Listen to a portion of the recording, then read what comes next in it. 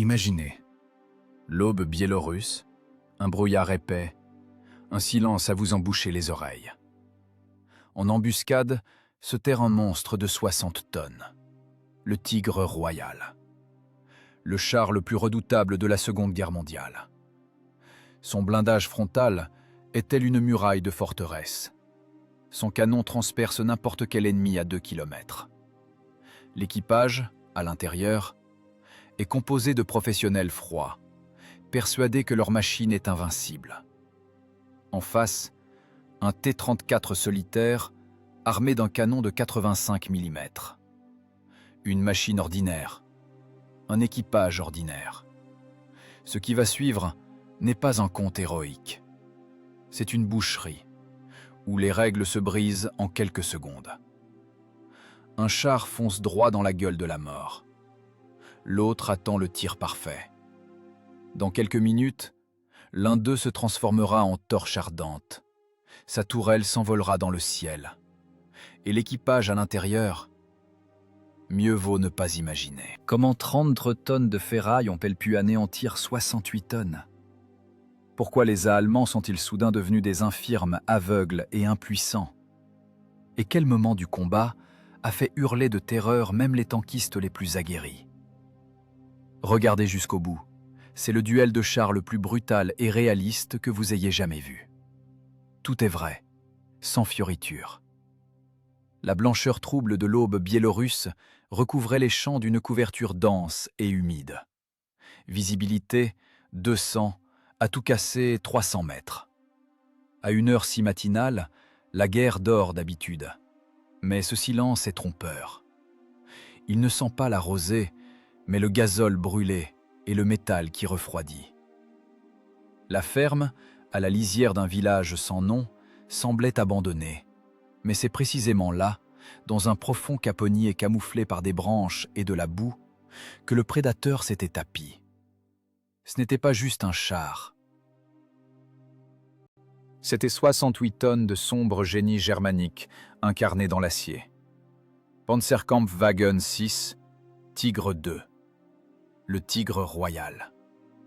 Le sommet de la chaîne alimentaire des forces blindées de l'année 1944. La machine restait immobile, se fondant dans le paysage gris. Le moteur Maybach était coupé pour ne pas trahir sa position par le son ou l'échappement. Dans les entrailles d'acier, il faisait froid.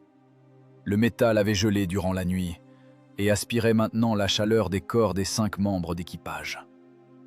Mais ce froid était familier, professionnel. Le commandant du char, l'Oberleutnant von Strauss, ne ressentait aucun inconfort. Il ressentait le pouvoir. Il regardait dans le périscope de la coupole du commandant, et le monde devant lui était quadrillé par une échelle goniométrique.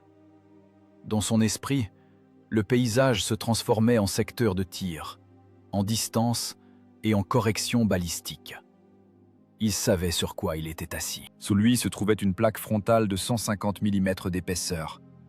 Elle était inclinée à 50 degrés. Du point de vue de la physique de la pénétration, l'épaisseur effective du blindage dépassait ici les 200 mm. Ce n'était pas un char, mais un fort mobile. L'absolu de la protection. Aucun canon russe, qu'il soit de 76 ou même de 85 mm, ne pouvait le prendre de face. Même à bout portant, même en théorie. Ce savoir procurait à l'équipage un calme glacial. Ils étaient assis dans un bunker invulnérable, capable de se déplacer et de tuer. « Günther, secteur 12, repère. La grange brûlée. » La voix du commandant dans les laryngophones sonnait sèchement, sans émotion. Juste des coordonnées. « Visuel, Herr Oberleutnant. Distance 800. Vent latéral, faible, » répondit le tireur. Son visage était collé à l'œilleton du viseur monoculaire. Optique Zeiss, traitée, parfaite.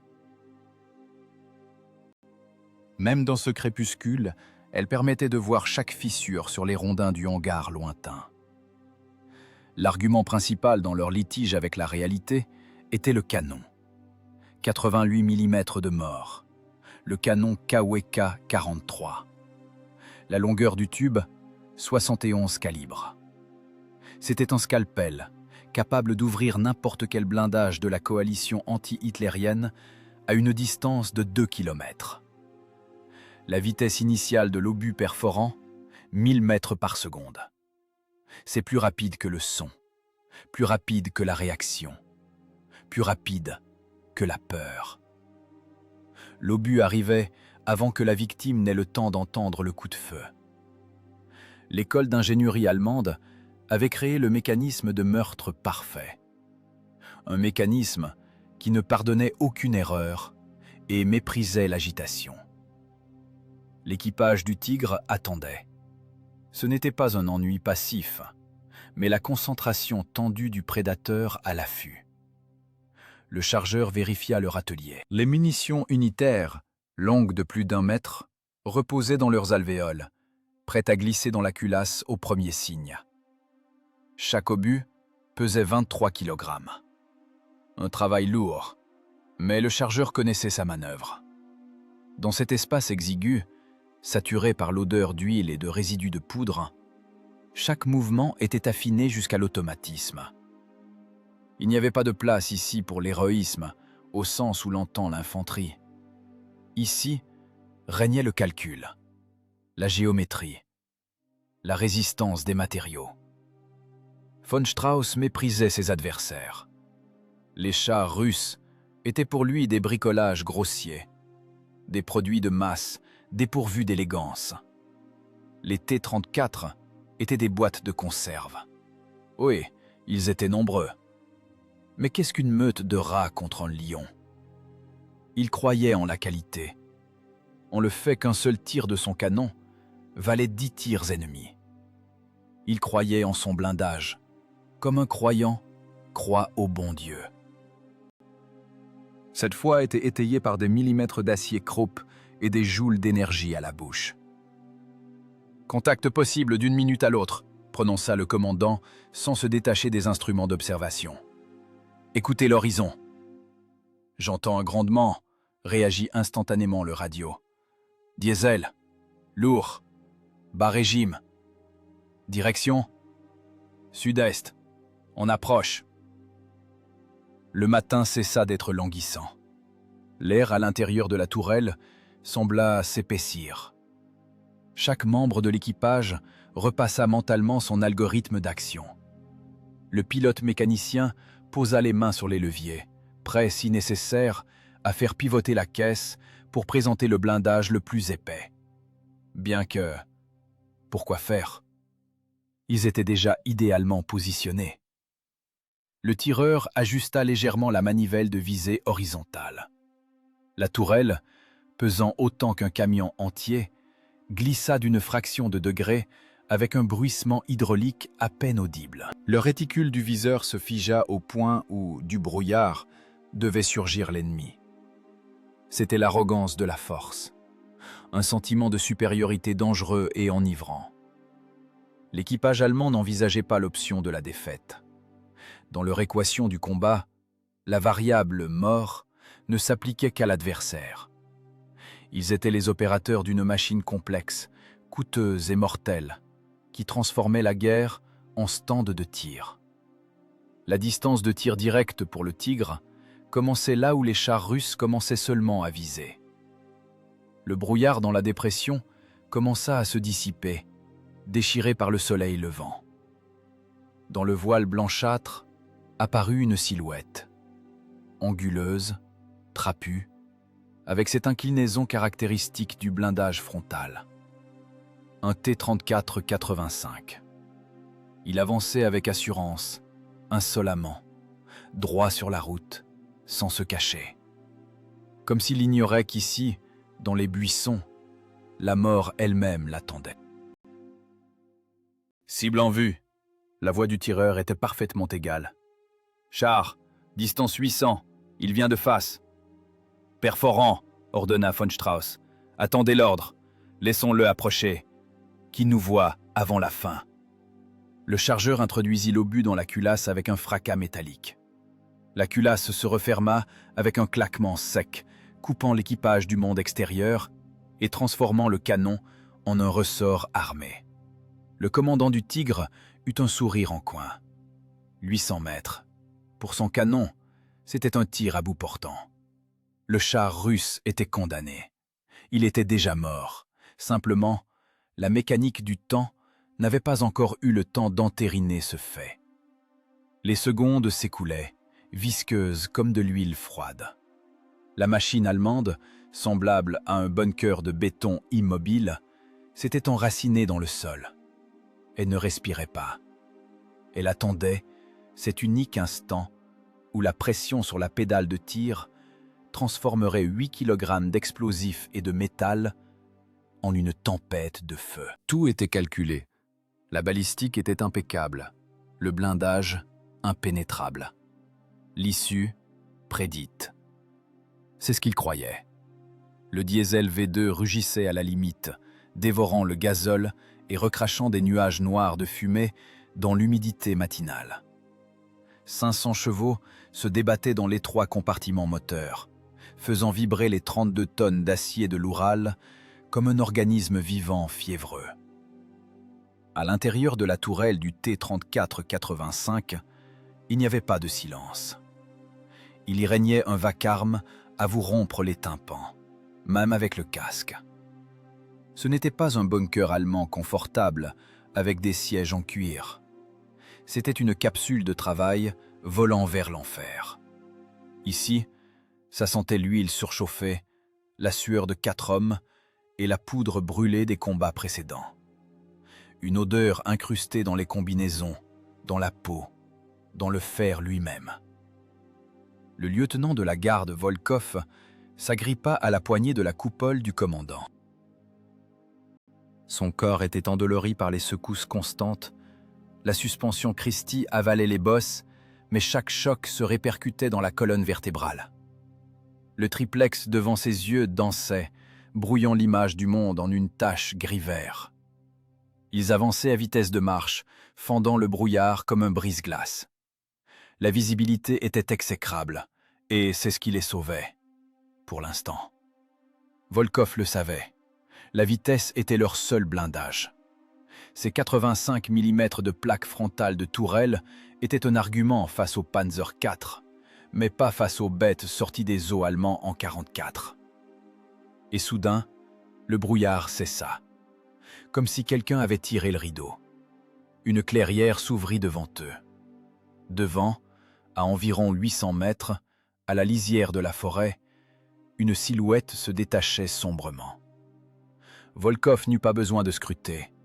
Son œil, entraîné par des années de guerre, saisit instantanément les détails caractéristiques. Une tourelle massive et anguleuse, un long canon avec un frein de bouche ressemblant au pommeau d'une canne. Trop long pour un char ordinaire. L'inclinaison du blindage, copiant leur propre T-34, mais à une échelle monstrueuse, hypertrophiée. « Char, droit devant !» La voix du pilote mécanicien dans les écouteurs monta dans les aigus. « Je vois un tigre !»« Pas de panique !» aboya Volkov, couvrant le bruit du moteur. « C'est un tigre royal, je le vois, 800 mètres !» Une distance où les mathématiques du combat se transforment en condamnation à mort. Pour le canon allemand de 88 mm KWK-43, le blindage du T-34 à cette distance n'était pas un obstacle. C'était du papier, du carton. L'obus les transpercerait de part en part sans même remarquer la résistance. L'équipage n'entendrait même pas le son du tir. Le projectile arriverait avant. Ils étaient dans la zone de destruction garantie. La zone mortelle. À cet instant, le temps, qui s'écoule habituellement de manière linéaire, se comprima en un ressort tendu. Volkov sentit physiquement comment le tireur allemand, en ces fractions de seconde, tournait les manivelles, alignant les repères du viseur sur sa plaque frontale. Une sueur froide coula dans son dos, sous sa gymnastiorka imprégnée de sel. L'instinct de conservation, cette voix animale ancienne, hurlait « Freine, recule, à couvert !» N'importe quel homme normal aurait écrasé les freins. Le règlement exigeait de s'arrêter pour un tir précis ou de mettre immédiatement un écran de fumée et de battre en retraite. Mais Volkov n'était pas simplement un homme. Il était une fonction de commandant de peloton de chars. Et son cerveau, fonctionnant plus vite que la peur, livra un calcul sec. L'arrêt, c'est la mort. Pendant qu'il freinerait, annulant l'inertie de 30 tonnes, il deviendrait une cible immobile. Une cible idéale de stand de tir. La retraite, c'est la mort. Faire demi-tour exposerait la poupe, où le blindage est plus fin qu'une boîte de conserve. Le moteur brûlerait et il se transformerait en torche. La statique était la mort. La vie n'était que dans la dynamique. « Ne freine pas !» L'ordre de Volkov claqua aux oreilles de l'équipage comme une gifle. « Sacha, pied au plancher, presse-lui l'âme !»« Gaz à fond !» répondit le mécanicien. Le moteur rugit, changeant de tonalité. Le régime bondit à la limite. Le char s'élança vers l'avant, les chenilles claquant sur le sol. C'était de la folie. Attaquer de front un char lourd qui vous dépasse de 2 fois en masse, de 3 fois en blindage et d'1 fois et demie en portée de tir direct. Cela contredisait toute la logique du combat de char. Mais c'est précisément là que résidait le calcul. Volkov ne misait pas sur les millimètres d'acier, mais sur la physique du mouvement. À l'intérieur de la tourelle, tout s'anima. Le chargeur, un jeune gars au visage barbouillé de suie, avait déjà sorti un obus unitaire du râtelier, explosif à fragmentation. Il n'y avait pas de perforant dans le canon, et pas le temps de recharger. « Explosif prêt !» cria-t-il, enfonçant l'obus dans la culasse d'un coup de poing. Le claquement de la culasse à coin retentit comme un coup de feu. « Halte courte !» commanda Volkov au tireur, mais il se reprit aussitôt. « Non, feu en marche, ne t'arrête pas !» Le tireur se colla au viseur. Sa tâche était impossible. Le char sautait sur les bosses, le repère du viseur volait sur tout l'horizon, du ciel à la terre.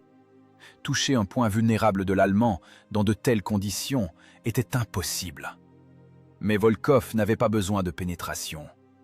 Il avait besoin de gagner du temps. Il avait besoin d'effrayer, d'étourdir, de faire vaciller cet Allemand sûr de lui dans son bunker. Le contraste entre les deux machines était absolu. Le tigre allemand se tenait immobile, tel un monument, incarnant la force lourde et écrasante du Reich. Il était l'incarnation de la guerre de position, du calcul et de l'arrogance. Le T-34 soviétique fonçait sur lui comme un météore enragé. Ce n'était pas juste une machine, c'était de l'énergie cinétique à l'état pur. Une capsule vibrante, bourrée d'explosifs, de gazole et de la rage d'hommes n'ayant rien à perdre. Volkov voyait le canon allemand tourner lentement, avec la grâce d'un boa rassasié, dans leur direction. La bouche du canon regardait droit dans son âme. Un trou noir de 88 mm de diamètre. « Vas-y, mon grand, vas-y !» chuchotait Volkov, sans s'entendre. Juste pas dans la chenille. La distance diminuait. 700 mètres. 600. L'air dans le char s'électrisa. L'équipage se transforma en un mécanisme unique, où les nerfs étaient remplacés par les fils de l'interphone et les cœurs battaient au rythme des pistons du diesel. Ils volaient à la rencontre de leur mort, et le seul moyen de survivre était de courir vers elle plus vite qu'elle n'aurait le temps d'armer le chien. De l'extérieur, cela ressemblait à un suicide. Un char moyen solitaire fonçait sur la position d'un chasseur de chars lourds en terrain découvert. Mais à l'intérieur de la cabine régnait une concentration glaciale. Volkov ne pensait pas à l'héroïsme. Il pensait aux vecteurs de vitesse et aux vitesses angulaires de pointage de la tourelle allemande. Il savait, l'hydraulique du Tigre est lente. S'ils bougent assez vite et de manière imprévisible, ils ont une chance. 1 sur 1 million. Mais c'était leur chance. « Parez à la manœuvre !» coissa-t-il. La danse va commencer. La rencontre eut lieu. Le schéma fut brisé. Au lieu d'une cible, les Allemands reçurent un problème qui s'approchait d'eux à la vitesse de 45 km à l'heure. Dans le viseur du tireur du Tigre, le monde se rétrécit à un étroit secteur de vision. Le réticule Zeiss reposait sur le centre du blindage frontal du char russe en approche. Le tireur allemand, le caporal Günther, agissait strictement selon les instructions. C'était l'école classique de la Panzerwaffe, l'attente. Il connaissait la psychologie de l'ennemi. Maintenant, voyant le monstre devant lui, le mécanicien russe allait instinctivement lâcher les gaz. Le char piquerait du nez, amortirait les oscillations de la suspension pour donner à son tireur une chance, même fantomatique, de tirer. Ce moment d'arrêt, ces 3 ou 4 secondes de statique, c'était ce dont Günther avait besoin. À cet instant, la trajectoire deviendrait linéaire et la cible immobile. C'était la loi du duel de chars. Pour tuer, il faut s'arrêter. Günther avait déjà commencé à presser la détente. Son doigt sentait le métal froid.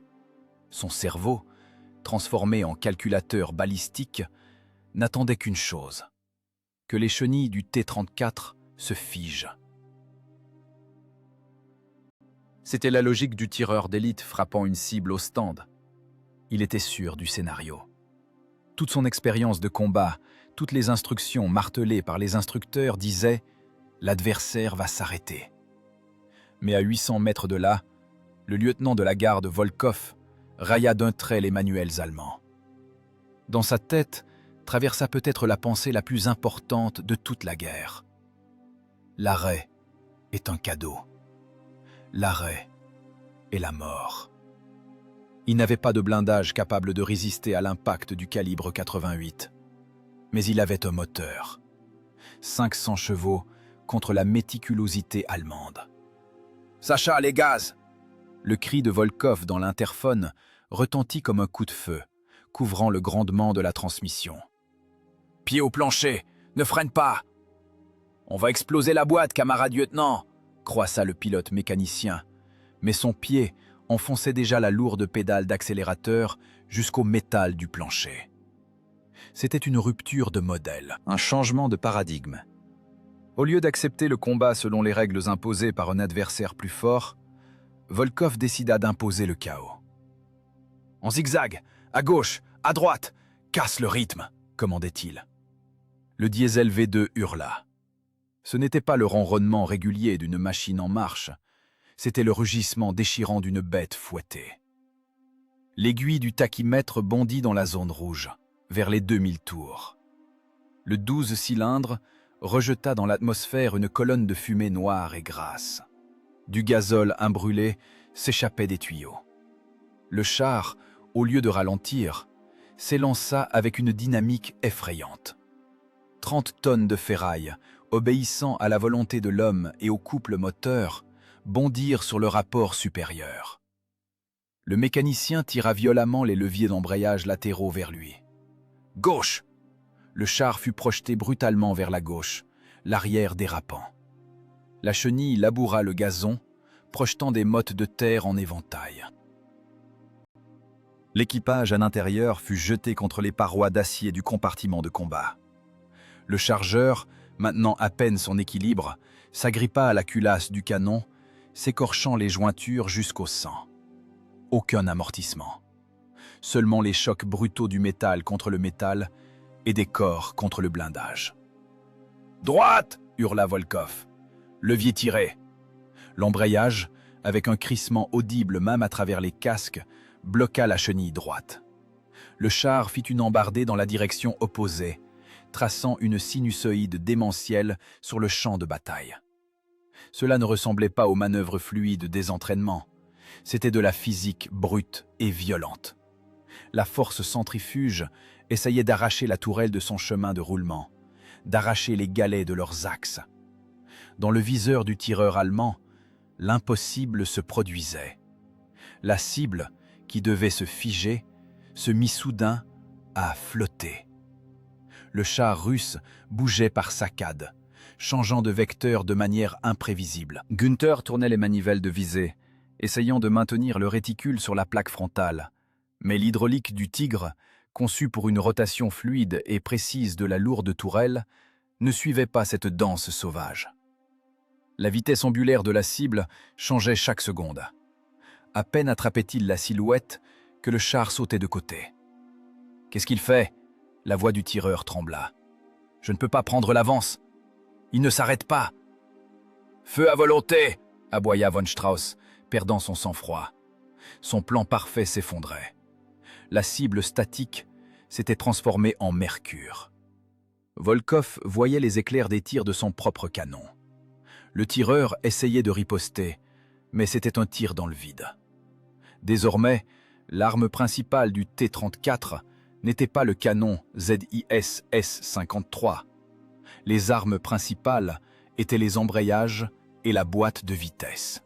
« Tire les tours !» priait Volkov en regardant l'aiguille tremblante.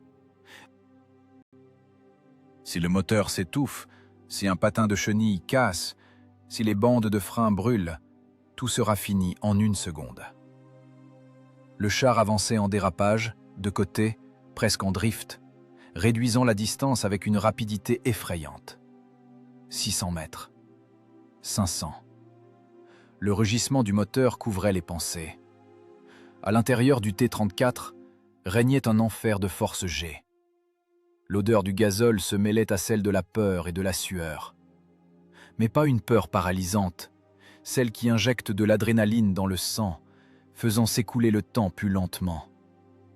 C'était le duel de deux philosophies. L'école allemande, précision, statique, puissance, calcul pour une frappe idéale. L'école soviétique, exécutée par Volkov, dynamique, pression, mépris des règles et technique poussée à la limite de la rupture du métal. L'Allemand attendait une victime. Il reçut un berserker. Volkov comprenait. Tant qu'il bouge ainsi, chaotiquement et rapidement, l'Allemand a des problèmes. Le déplacement angulaire à une distance d'un demi-kilomètre avec une telle vitesse de mouvement devient critique pour viser les zones vulnérables. Le tireur allemand, habitué à frapper des cibles immobiles ou rampant lentement, se heurtait à une équation que son cerveau et ses mécanismes n'arrivaient pas à résoudre en temps réel. « Encore plus près !» râlait Volkov. « Il faut arriver au contact !» La machine vibrait à tel point qu'on aurait dit que les rivets allaient sauter de leur logement. Mais elle volait vers l'avant. Chaque mètre gagné sur la mort était une victoire de l'impulsion sur la masse. L'énorme tigre royal restait toujours silencieux. Sa tourelle tressautait, essayant d'attraper le rythme insaisissable de la danse russe. Les secondes allouées au premier tir, le plus précis, s'écoulaient.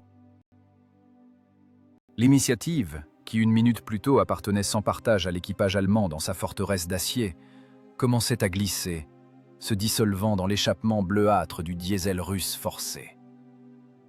Dans la tourelle du Tigre royal, la tension atteignit son point culminant.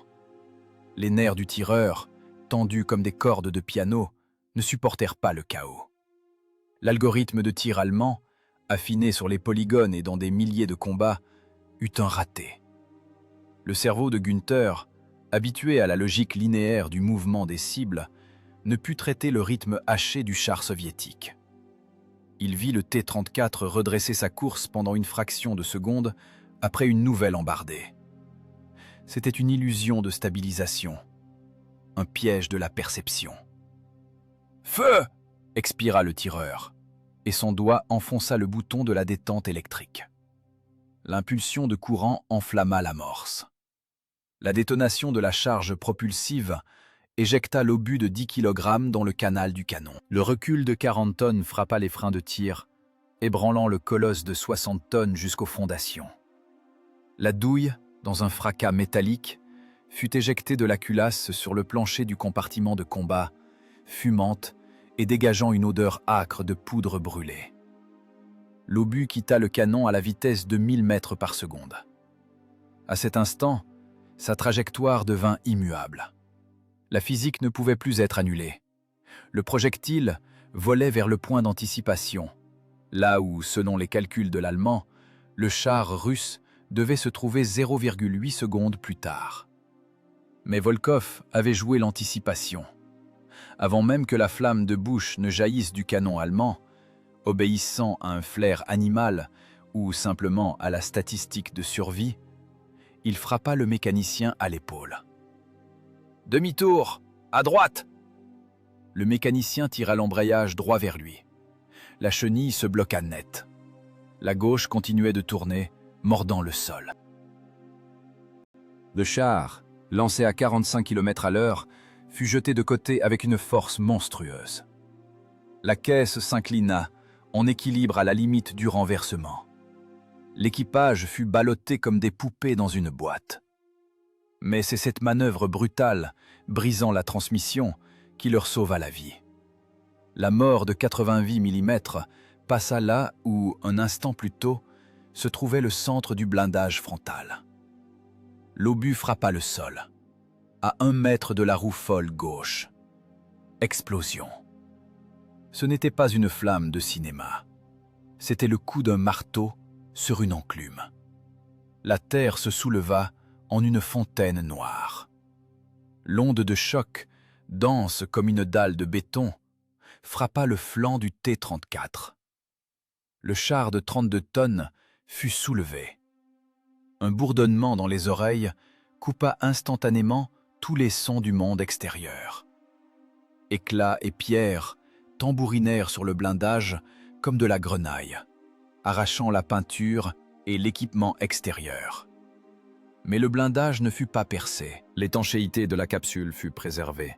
« Vivant !» croissa Volkov, en secouant la tête pour chasser la commotion. Le sang de son nez gouttait sur la carte, mais il ne le remarquait pas. Il a raté. Dans le char allemand régna un silence d'1 seconde. La prise de conscience du raté ne vint pas tout de suite. Le tireur avait vu l'explosion, vu le nuage de poussière cachant la cible. Il s'attendait à ce que la fumée se dissipe et à voir une carcasse brûlante. Mais du nuage de poussière, tel un fantôme, surgit à nouveau la silhouette verte, intacte, furieuse. Et elle était encore plus près. « Recharge, Schnell !» hurla von Strauss, se cassant la voix. Désormais, le temps jouait contre eux. Le canon allemand est un mécanisme complexe. Pour tirer le coup suivant, il faut du temps. Le chargeur, un Bavarois costaud, se jeta sur le râtelier. Il saisit le lourd obus unitaire, glissant de graisse. 23 kg. Dans l'exiguïté de la tourelle, où chaque mouvement est entravé par la culasse et les mécanismes, ce n'est pas un simple geste. C'est de l'haltérophilie. Il doit se retourner, soulever l'obus sans heurter la fusée contre le fer et l'enfoncer précisément dans la chambre. Cela prend un temps précieux. 10 secondes. 12 secondes. Une éternité. Pour Volkov, ces secondes s'étirèrent à l'infini. Il connaissait les caractéristiques techniques de l'ennemi. Il savait que maintenant, en ces instants, le tigre était édenté. C'était la pause morte. Une fenêtre d'opportunité qui se refermerait avec le claquement de la culasse allemande. « Écrase, écrase tout !» criait Volkov. « On a 10 secondes, seulement 10 !» Le mécanicien, assourdi par l'explosion, agissait par réflexe. Il redressa de nouveau la machine et la jeta en avant. La distance fondait. 400 mètres. 350.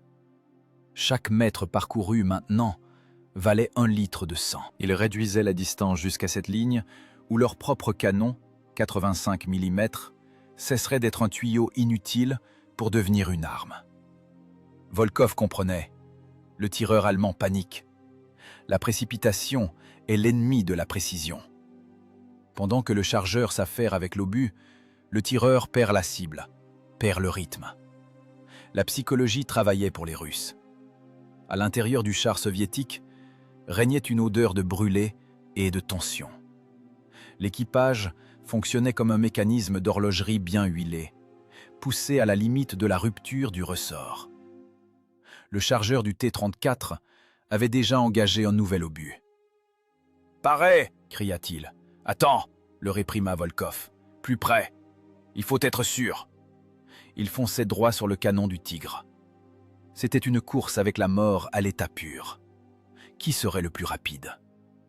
Le chargeur allemand, engageant l'obus dans la culasse, ou le diesel soviétique, dévorant les mètres de terre biélorusses boueuses. Dans le viseur de Volkov, le Tigre royal grossissait à vue d'œil. D'un petit point, il se transformait en une projection immense et détaillée. On voyait les soudures, le revêtement de thymerite sur le blindage, le frein de bouche. Le monstre rechargeait. Et pendant qu'il le faisait, le petit prédateur agile s'approchait de sa gorge. Volkov sentait le plancher vibrer sous ses pieds. Cette vibration était le pouls du combat. S'ils arrivaient à temps, s'ils pouvaient imposer leur rythme, c'en était fini de la machine allemande. La lourdeur du Tigre, son blindage épais, son canon puissant mais lent, tout cela devenait un désavantage dans un combat rapproché et manœuvrant. « Encore un peu », chuchotait Volkov. « On va vous montrer ce que c'est que la dynamique. » La culasse allemande claqua en se fermant. « Pareil !» cria le chargeur dans le Tigre. Mais il était trop tard pour un tir visé. Le T-34 était trop près, et sa vitesse angulaire était devenue excessive pour l'hydraulique allemande.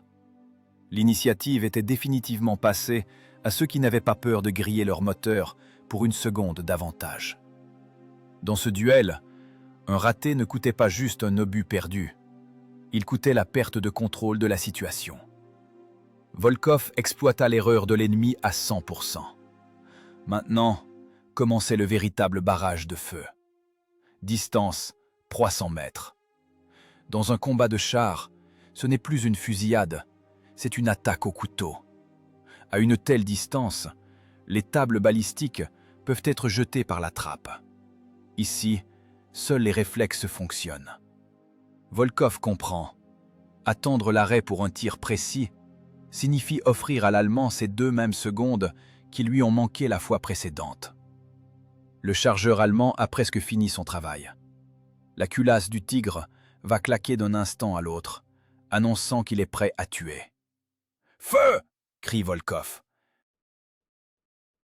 Tire comme ça vient.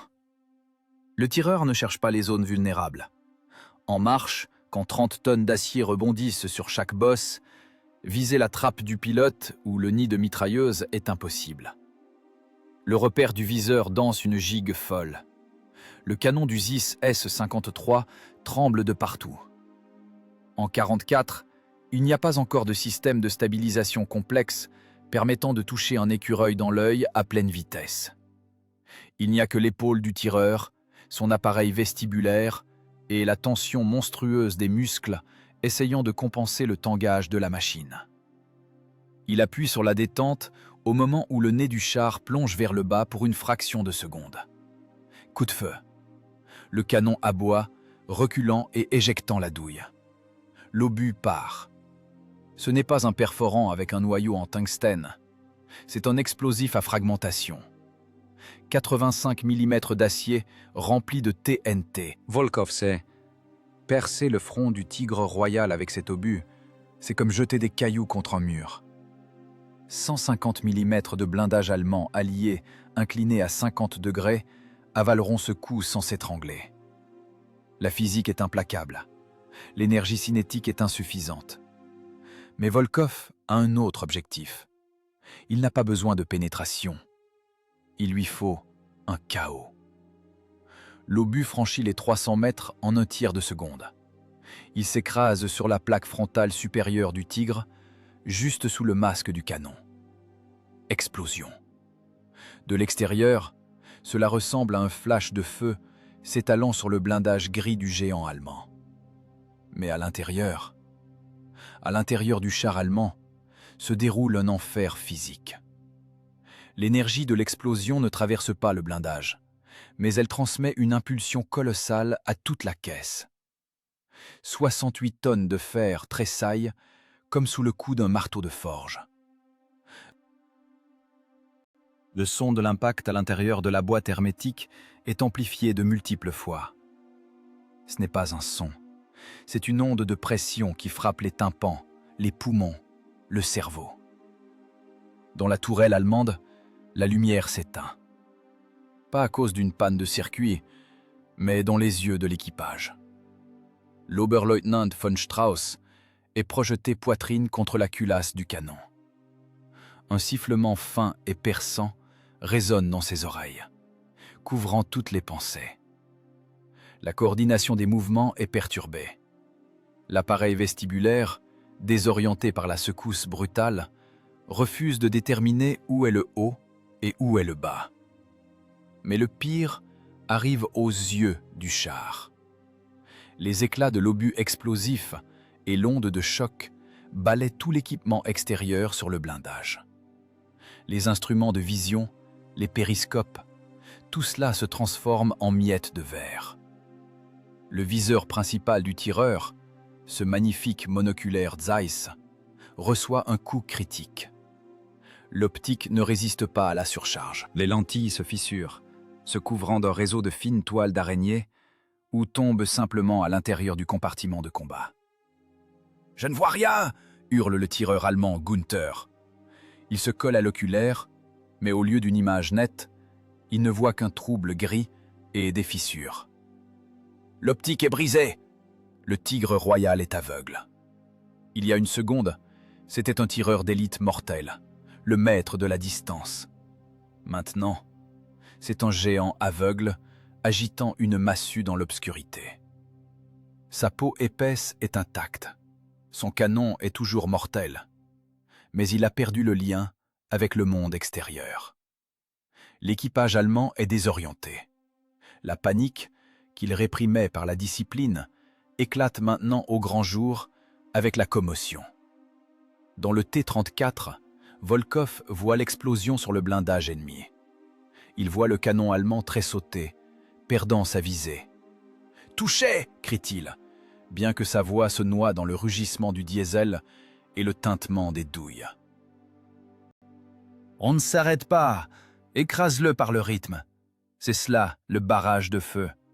C'est de la suppression. » Pendant que le commandant allemand secoue la tête, essayant de retrouver la vue, pendant que le tireur tâte les instruments, cherchant la moindre fente pour voir, le char soviétique gagne ce qu'il y a de plus précieux à la guerre. Du temps. Volkov a transformé le combat d'une fusillade de caractéristiques en un passage à tabac.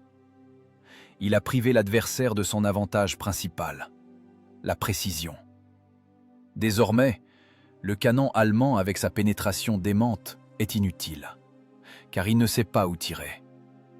Et le T-34 continue de voler vers l'avant, réduisant la distance à chaque tour de vilebrequin. « Charge! Plus vite !» commande Volkov. Dans son char, pas de temps mort. L'équipage travaille à l'adrénaline qui brûle la fatigue. Le chargeur, trempé de sueur, traîne déjà l'obus suivant. La mécanique des mouvements est automatisée.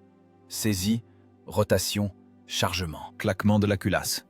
« Paré !»« Feu !» commande aussitôt Volkov. Le deuxième coup tonne presque immédiatement. Volkov ne laisse pas les Allemands relever la tête. Il les cloue dans une défense sourde, ne leur permettant pas de reprendre leurs esprits. Les obus martèlent le blindage du Tigre comme la grêle sur un toit en tôle. Ils ne percent pas, non, mais chaque impact est une nouvelle commotion. Chaque explosion est une nouvelle dose de peur et de désorientation pour les hommes à l'intérieur de la boîte d'acier. L'équipage allemand se sent comme dans une cloche que l'on frappe à coups de masse. Les pensées s'embrouillent. Les ordres de von Strauss se noient dans le vacarme. « Demi-tour! Tournez la caisse !» crie-t-il. Mais le mécanicien n'entend pas. Le mécanicien est assourdi. Le T-34 est déjà à 200 mètres. Il grandit, remplissant tout l'espace.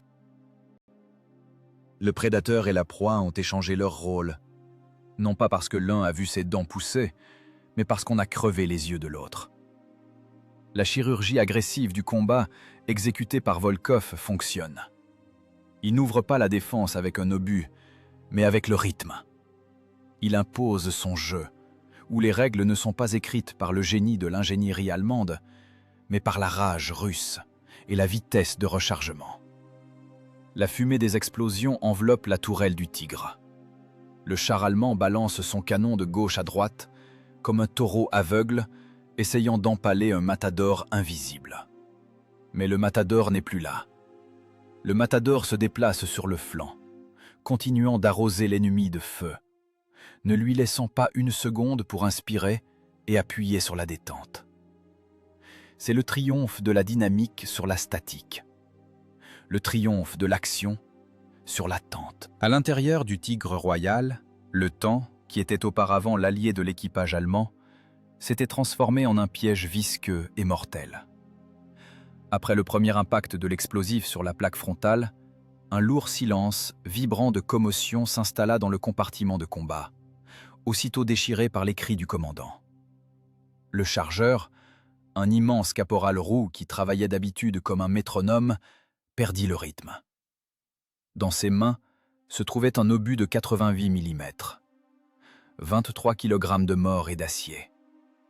Au polygone, dans une ambiance calme, il l'enfonçait dans la culasse en 8 secondes.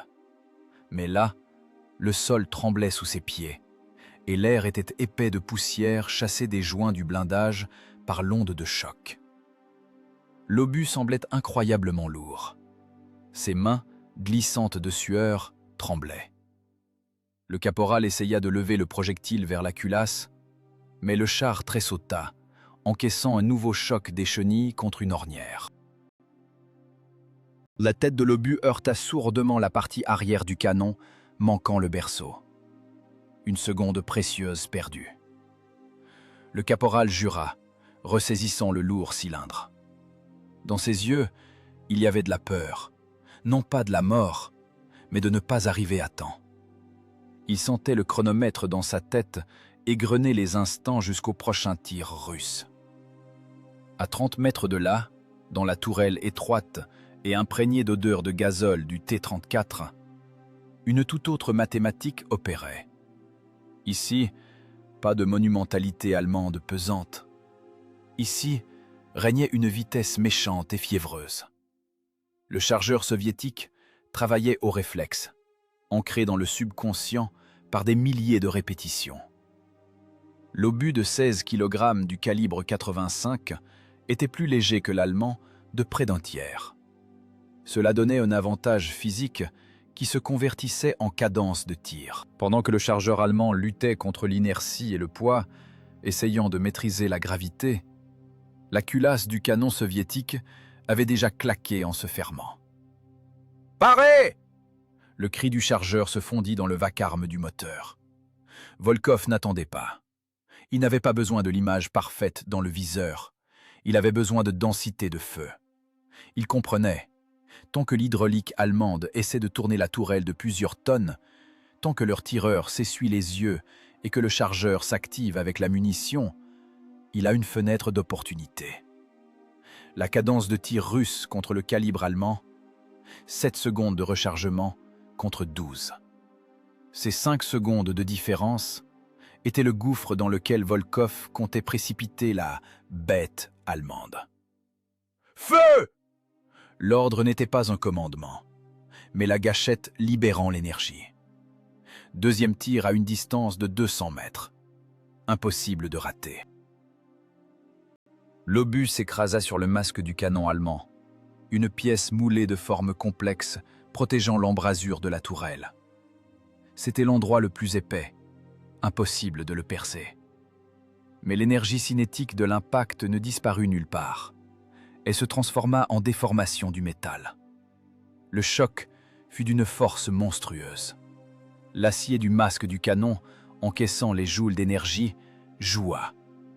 L'obus se brisa, mais l'impulsion du choc se propagea plus loin, sur les tourillons du canon, sur les mécanismes de visée verticale. À l'intérieur du Tigre retentit un grincement abominable, semblable au hurlement d'une immense scie circulaire heurtant un clou. Les engrenages du mécanisme de levage, fabriqués avec une précision millimétrique, ne résistèrent pas à la violence brute. Les dents furent cisaillées. Le canon du Tigre, cette longue trompe mortelle, tressaillit et se figea, le nez piquant légèrement vers le bas. Bloqué.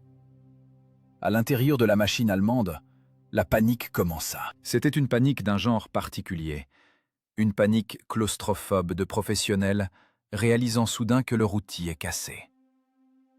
Le tireur Günther tournait le volant de visée verticale, mais il tournait dans le vide, sans résistance. Le canon ne bougeait plus. « Bloqué! La verticale a lâché !» hurla-t-il, sa voix montant dans les aigus. Ils étaient aveugles après le premier impact. Maintenant, ils étaient désarmés. Le char le plus puissant de l'année 44 s'était transformé en 68 tonnes de ferraille inutiles. Il pouvait rouler, son blindage encaissait toujours les coups, mais il ne pouvait plus tuer. L'équipage du Tigre se retrouva enfermé dans une boîte sourde et sombre sur laquelle on frappait méthodiquement de l'extérieur à coups de masse, comme sur une enclume. Volkov sentait ce tournant du combat. Il ne voyait pas ce qui se passait à l'intérieur de l'ennemi, mais il vit le canon allemand se figer sans vie. « Écrasez-les !»« Ne les laissez pas reprendre leurs esprits !» hurlait-il. C'était le concept de suppression par le feu à l'état pur. Volkov ne tirait pas pour détruire, il tirait sur le psychisme. Le fracas des coups sur le blindage rendait l'équipage allemand fou. Chaque nouveau choc, même non pénétrant, ébranlait la machine, déréglait les instruments, assourdissait les hommes.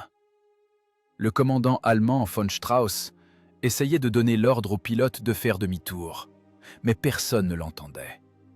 À l'intérieur du char régnait un bruit infernal. Le blindage psychologique de l'équipage, leur foi en leur propre invulnérabilité et en leur supériorité technique, éclata avant le blindage d'acier de leur char. « Explosif! Sur les chenilles! Sur les fentes de vision !» commandait Volkov. Le T-34 s'était transformé en essaim de guêpes. Il tournait autour du géant maladroit, le piquant encore et encore. La cadence de tir était devenue une arme plus terrible que la capacité de perforation. Le char soviétique avait le temps de tirer, de changer de position et de tirer à nouveau, pendant que l'équipage allemand essayait seulement de comprendre d'où venait le coup précédent. C'était la mathématique du combat, où la variable temps était du côté de la machine plus légère et plus rapide. Volkov avait transformé le duel en passage à tabac, où un poids lourd, aveuglé et le bras cassé, essayait d'attraper un boxeur agile frappant de tous côtés. Le Tigre rugissait de son moteur, faisait tourner sa tourelle, mais il avait déjà perdu le rythme. Et au combat, la perte de rythme équivaut à la mort, même si votre cœur bat encore. La distance s'effondra à 200 mètres. Dans le monde de la tactique blindée, cela s'appelle le corps à corps. À une telle distance, la balistique cesse d'exister, cédant la place à la pure mécanique et à la géométrie. Le lieutenant de la garde Volkov ne menait pas sa machine simplement vers l'avant, mais selon une courbe complexe, poussant le T-34 dans la zone la plus effrayante pour l'équipage allemand, l'entonnoir mortel. C'est l'espace où la vitesse angulaire de déplacement de la cible dépasse la vitesse de rotation de la tourelle adverse.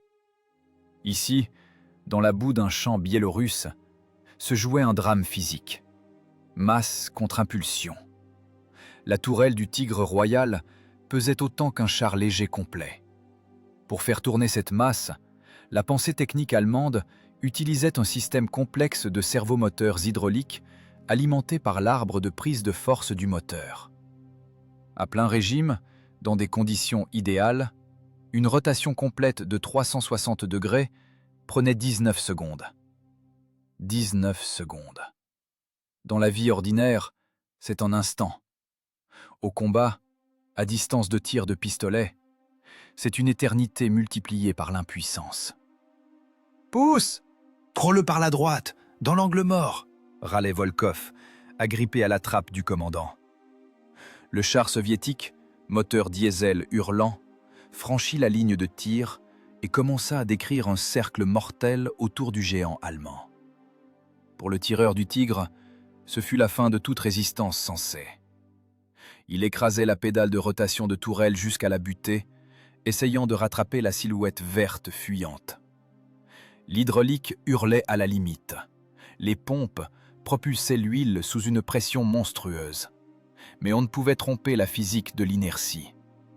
La tourelle de plusieurs tonnes accélérait trop lentement. Elle prenait un retard désespéré. Le canon de 88 mm traînait derrière la poupe du T-34, comme la main d'un aveugle essayant d'attraper une mouche au vol. À l'intérieur de la machine allemande, la panique fit place à l'horreur froide de la prise de conscience de leur impuissance. Ils voyaient par leur fente de vision le char russe passer en trombe et ne pouvaient rien faire. Ils étaient enfermés dans la prison la plus protégée, mais la plus lente du monde. La commande électrique de rotation, doublant l'hydraulique, ne les sauvait pas non plus. La vitesse de rotation était insuffisante. Les Russes leur avaient imposé le rythme d'une valse, alors que le Tigre ne savait danser que la marche militaire. « Mitrailleuse !» commanda Volkov. « Dans les fentes, ne les laisse pas sortir !» Le radiomitrailleur, assis à droite du pilote, appuya sur la gâchette de la mitrailleuse frontale DT. Le chargeur de 63 cartouches commença à se vider avec une rapidité effrayante. Les balles traçantes tambourinèrent sur la plaque frontale et la tourelle du Tigre. Bien sûr, le 7,62 mm ne pouvait percer un blindage conçu pour des frappes d'artillerie. Mais l'objectif était autre. La pluie de plomb inondait les instruments de vision. Les balles s'écrasaient sur l'acier trempé, faisant jaillir des gerbes d'étincelles et de poussière de plomb. Cette poussière et les éclats de chemise bouchaient les étroites fentes des triplex, aveuglant définitivement l'ennemi. Le tintement des impacts de balles sur le blindage à l'intérieur du Tigre se fondait en un bourdonnement continu, semblable au travail d'un marteau-piqueur géant. C'était une terreur sonore. Le commandant allemand rentra instinctivement la tête dans les épaules. Sortir la tête de la trappe pour observer ou utiliser la mitrailleuse anti-aérienne équivalait au suicide. Toute tentative de regarder dehors aurait entraîné une mort instantanée sous la rafale de plomb. « Tiens-le! Tiens-le » La fièvre du combat submergea l'équipage de Volkov. Ils sentaient leur supériorité, non pas technique, mais tactique. Le Tigre, encombrant et pâteau, tournait sur place, déchirant la terre avec ses chenilles, essayant de présenter son front à la menace, mais il était en retard. Le T-34 était plus rapide, plus léger, plus méchant. C'était un instrument de chirurgie agressive, coupant à l'ennemi toutes ses chances de riposte.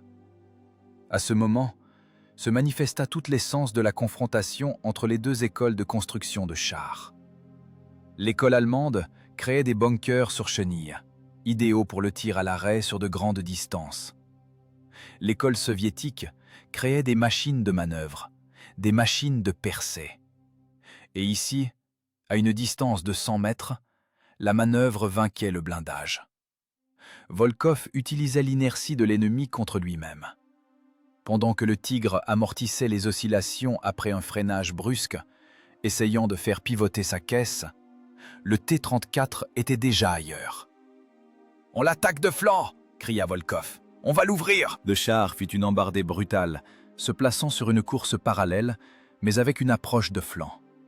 Désormais, il ne voyait plus la plaque frontale inclinée sur laquelle les obus ricochent, mais le flanc haut et vertical de la tourelle et de la caisse. Ici, le blindage était plus fin, 80 mm. Et surtout, il était à angle droit. Aucune inclinaison, aucune épaisseur effective augmentée. La pure géométrie de la vulnérabilité. Volkov voyait le flanc du Tigre comme sur un plan. Derrière ce mur d'acier plat se trouvaient les réservoirs de carburant et les râteliers de munitions. Les zones les plus dangereuses, les plus explosives. Les Allemands, sûrs de leur invulnérabilité frontale, négligeaient souvent la protection des flancs sur le plan tactique, comptant sur la distance de combat. Mais il n'y avait plus de distance. Il y avait le bout portant. « Perforant !» commanda Volkov. Sa voix était dure comme le métal de la culasse. « Prépare le perforant !» Le chargeur tenait déjà l'obus unitaire avec le projectile à tête plate BR-365. Il connaissait son métier. Le claquement de la culasse sonna comme une sentence. Le T-34 se figea une fraction de seconde, juste assez pour permettre au tireur de stabiliser le canon. Ce n'était pas le tir tremblant en marche d'auparavant, c'était une exécution froide et calculée d'un géant impuissant qui n'avait pas eu le temps de tourner son arme effrayante vers la petite, mais mortellement rapide, machine soviétique. La géométrie de la mort était parfaitement alignée. Angle d'impact, 90 degrés. Distance, 150 mètres. Risque de ricochet, 0. Le char T-34-85 s'était placé en position idéale pour frapper. Ce n'était pas juste une manœuvre réussie, c'était le triomphe de la froide géométrie sur la force brute. La machine soviétique s'était figée strictement perpendiculairement à la caisse du Tigre royal. Angle d'impact, 90 degrés. En balistique, on appelle ça la normale. C'est ce cas rare au combat où toutes les variables de l'équation s'additionnent en faveur du tireur, annulant les chances du défenseur. L'immense tourelle du char allemand, semblable à un pan de falaise, continuait sa rotation lente et douloureuse.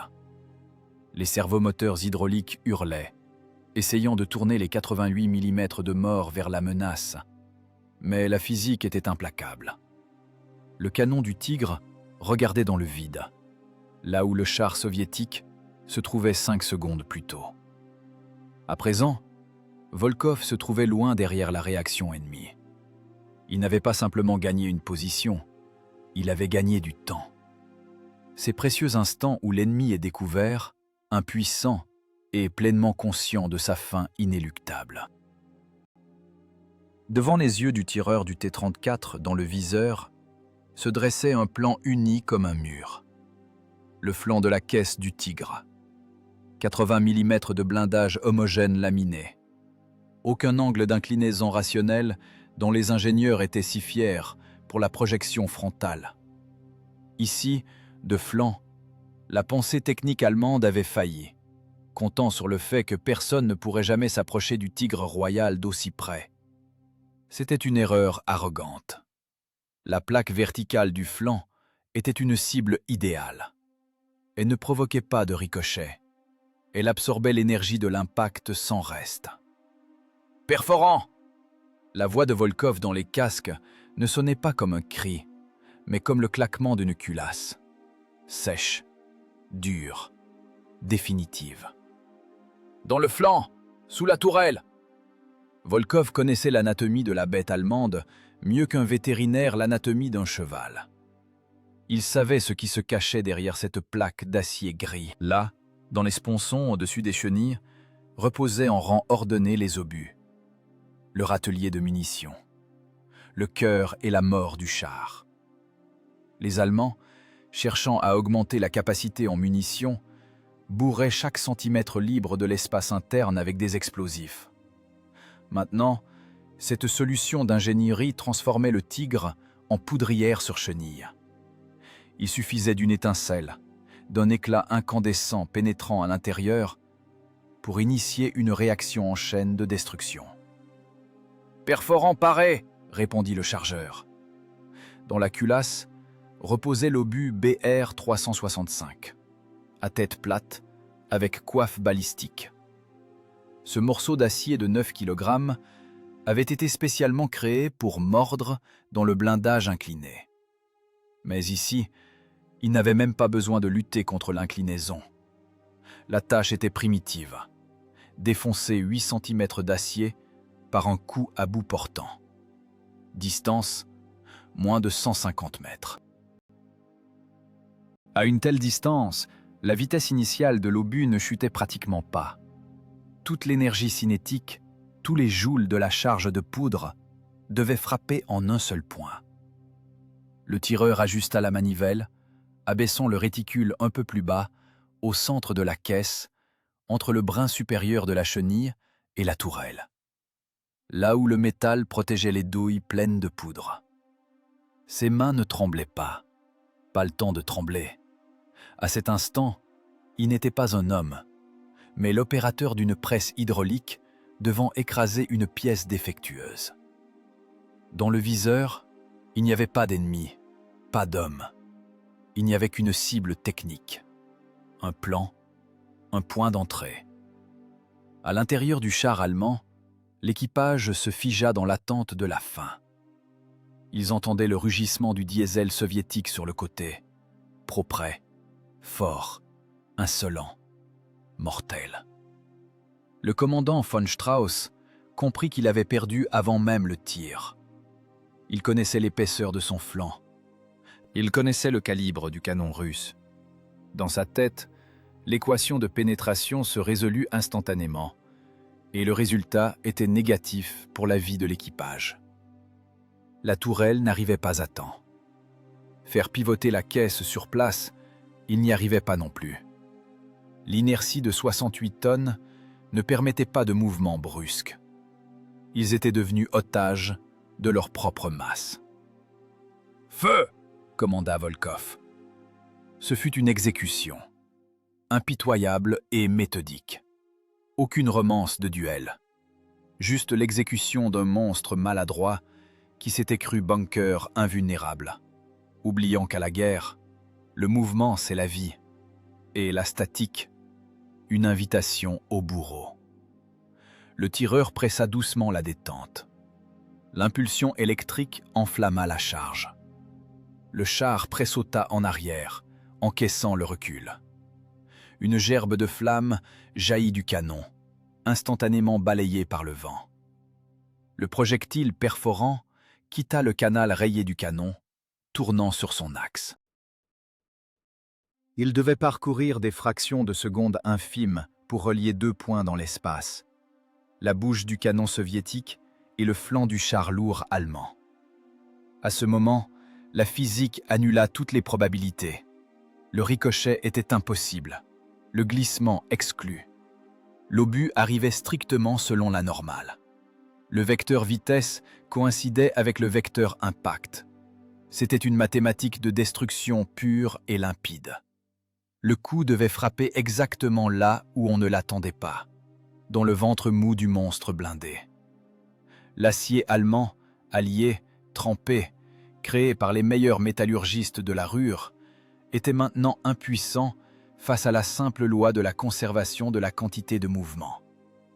Le T-34, inférieur au Tigre en tout sur le papier, se retrouva dans la réalité au point où son canon devenait l'arme absolue.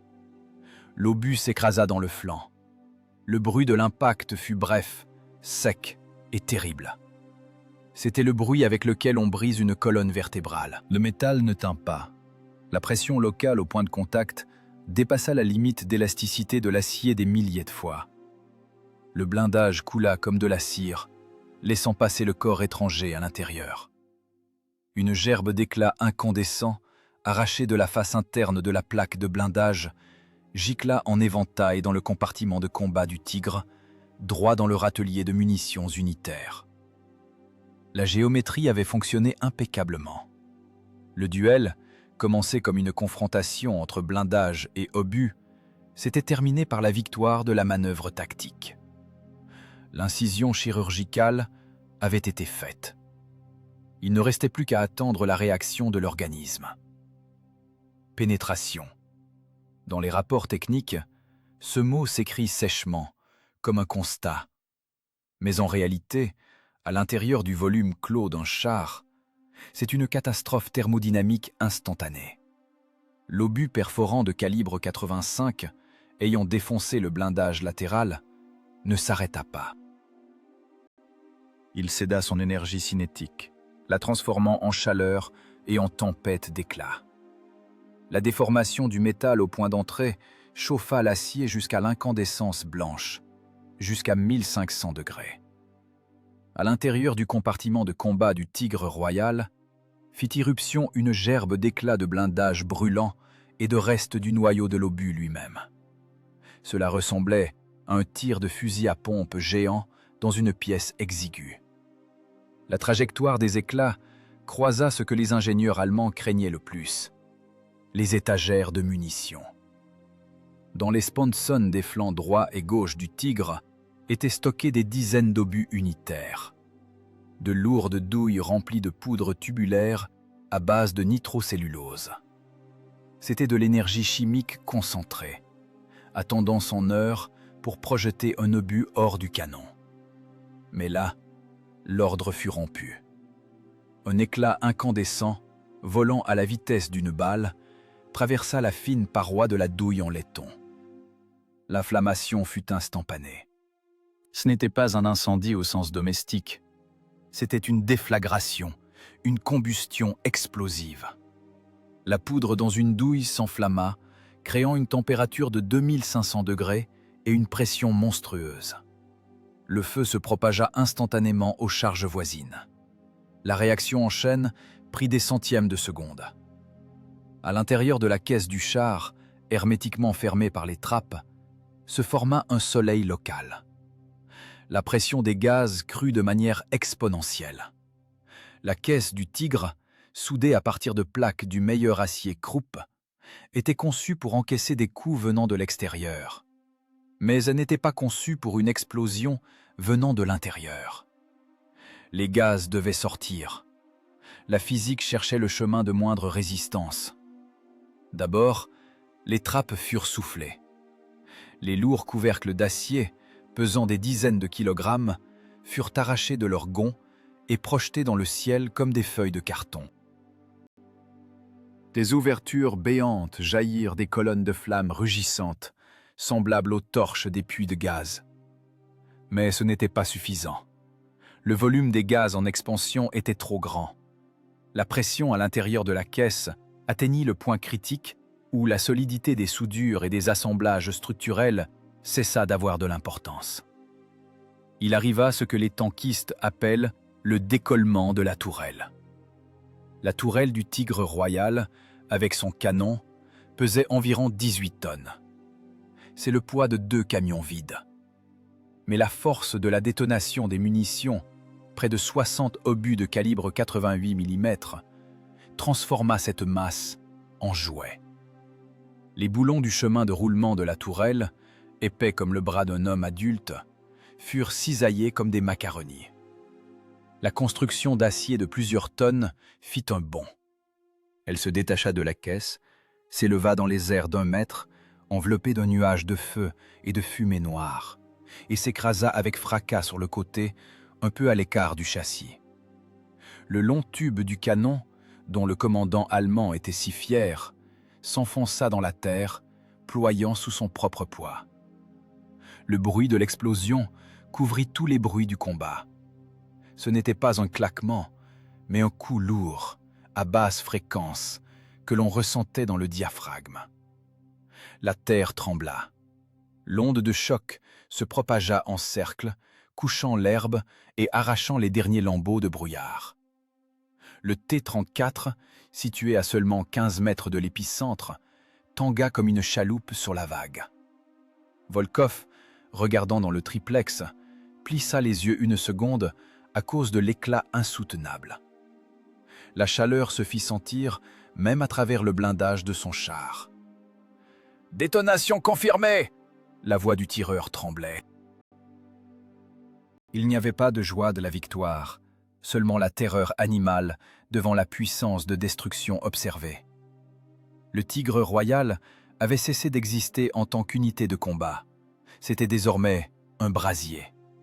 La machine d'élite, sommet de la pensée technique du Troisième Reich, créée pour dominer les champs d'Europe, s'était transformé en un tas de métal tordu et brûlant.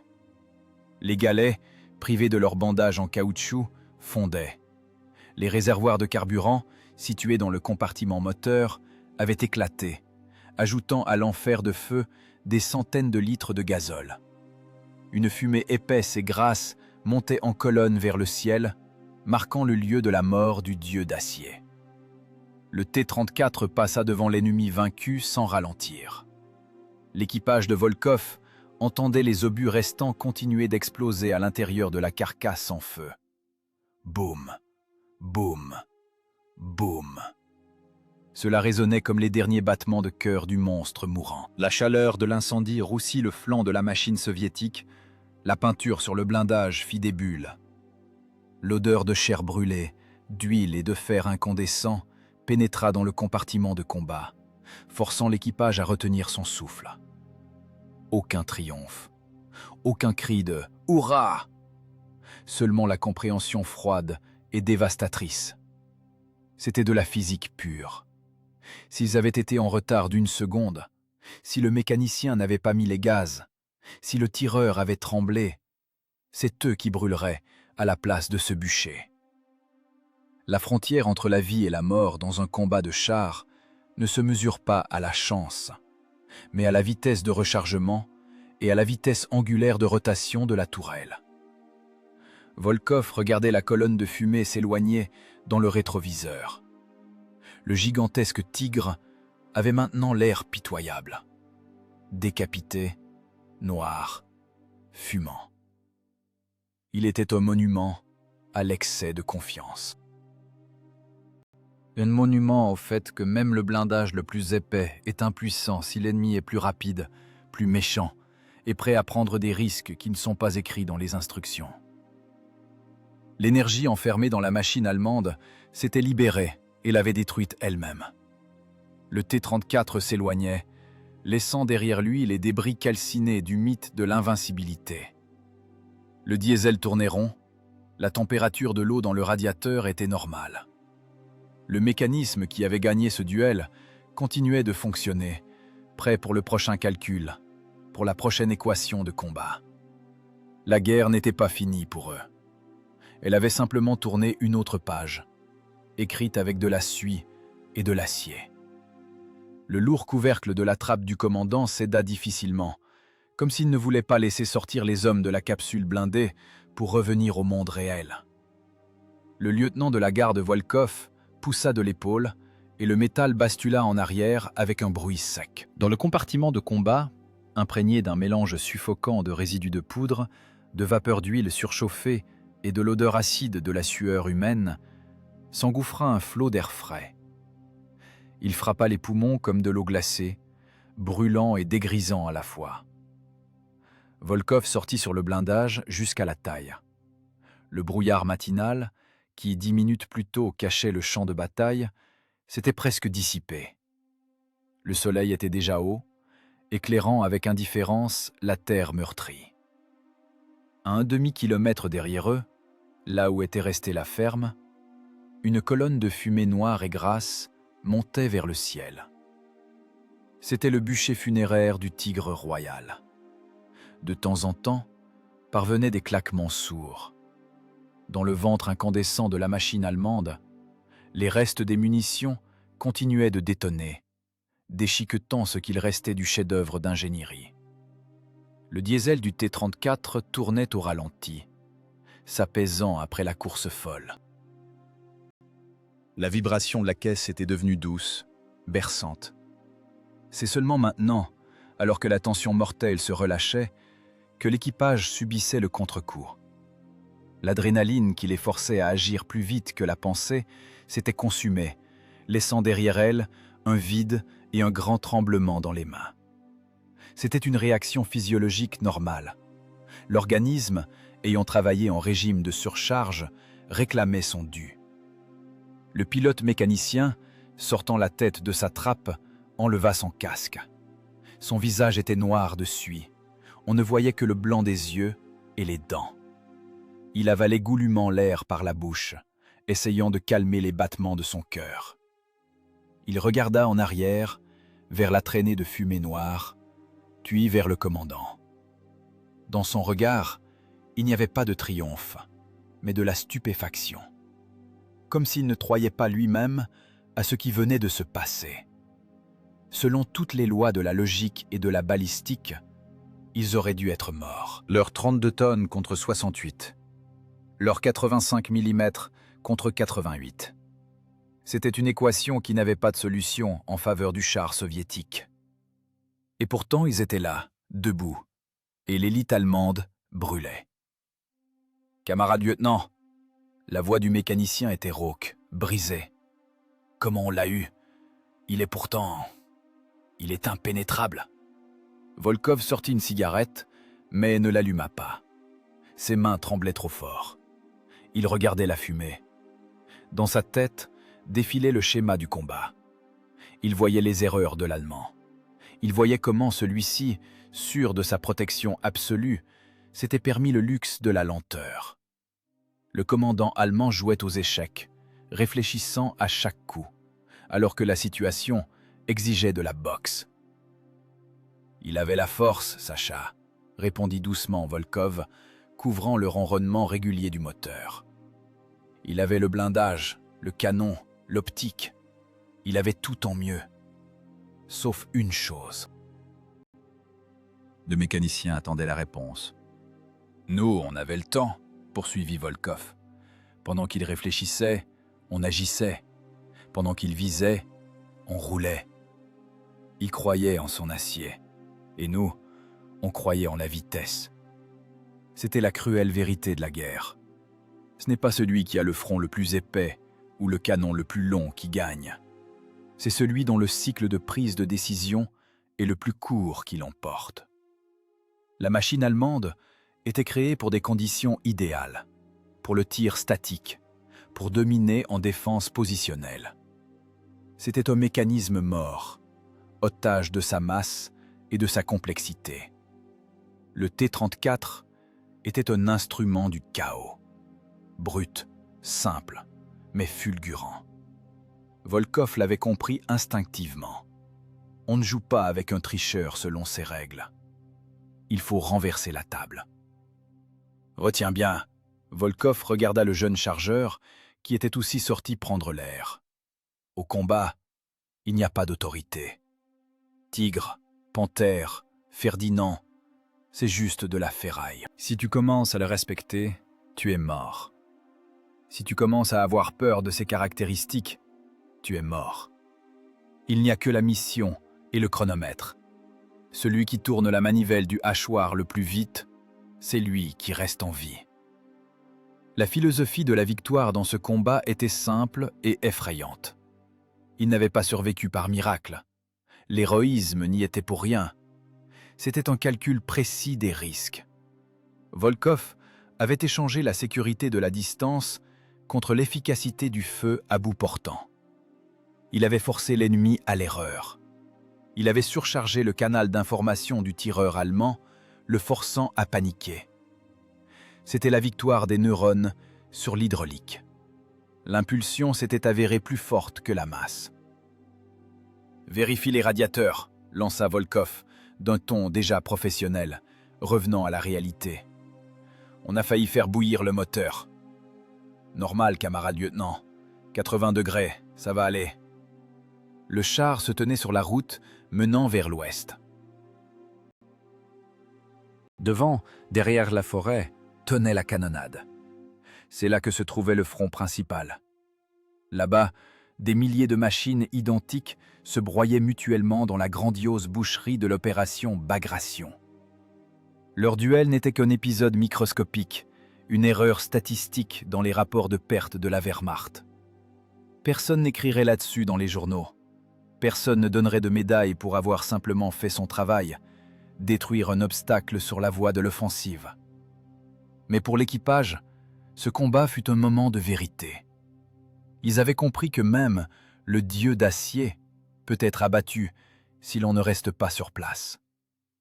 La guerre est un labeur, un sale boulot, harassant et mortel, où les outils sont les leviers, les viseurs et son propre système nerveux. Et aujourd'hui, ils avaient accompli ce travail avec mention excellente. Volkov jeta sa cigarette non allumée. « Au poste !» commanda-t-il. « Assez bronzé. La guerre n'est pas finie. » Les trappes claquèrent. La capsule hermétique se referma de nouveau autour des 4 hommes, les transformant en un organisme unique avec la machine. Le diesel rugit, rejetant un nuage de fumée bleuâtre. Le mécanicien passa la vitesse.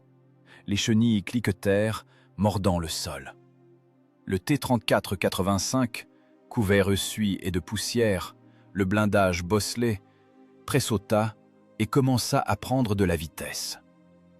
Il partait vers le couchant, là où, à des centaines de kilomètres, se trouvait la tanière de la bête. Il n'avait pas d'illusion. Devant, il y aurait de nouveaux tigres, de nouvelles embuscades, de nouveaux champs de mines. Mais maintenant, il connaissait le secret principal. La statique, c'est la mort. La vie, c'est le mouvement. Et tant que le vilebrequin tourne, tant qu'il y a du gazole dans les réservoirs et un obus dans la culasse, ils sont invincibles. Le char se dissolva dans la poussière du chemin vicinal, laissant derrière lui la carcasse fumante de la peur d'hier. La leçon était apprise, l'examen réussi. L'épreuve avait été validée par la mort elle-même. Le groupe d'armée centre craquait de toutes parts, et dans ce craquement résonnait aussi leur note, la note du moteur V2 tournant à plein régime.